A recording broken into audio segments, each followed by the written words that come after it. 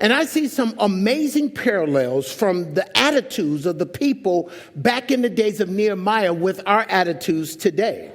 I see there are a lot of people crying out to God, Lord, revive me. The last 2 years just ate our lunch spiritually. There's no one in here that said that they were not affected negatively by the events of the last 2 years. Shut us up and we just depressed, going through tough times. And many of us spiritually just backslid. Just many have backslid big time. And so many people are slowly coming around saying, Lord, revive me. Stir up my heart for you again, Lord. But just like the Israelites in this chapter, yes, Lord, rekindle a fire in my heart as long as it is not an inconvenience for me. Or, Lord, revive my heart for you. Lord, as long as I don't have to relocate. And what I mean by relocating is relocating from my present condition and to move into the city closer to the Lord. So, Lord, revive me, but do it outside the city of my life, in my present condition where I am. Don't ask me to move into the city.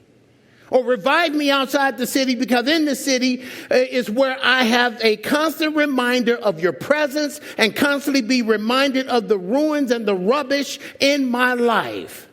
See, when God wants to move in us, there has to be a relocating that takes place. In other words, we can't live where we used to live outside the city of his presence and expect to draw closer to him.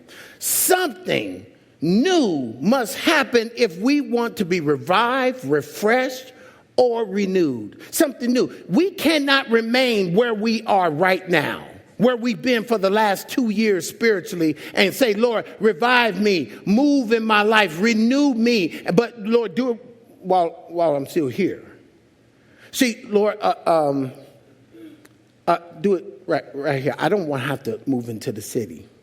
See, many of you are just like the Israelites. You know what happened? The pandemic pushed you out to the suburbs spiritually. And you know what? You don't want to go into the city. No, because out in the suburbs, just like the Israelites, you done got established.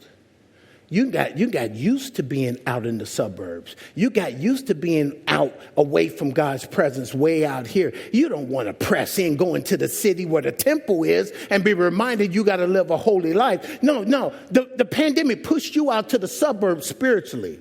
And now there's distance between you and God.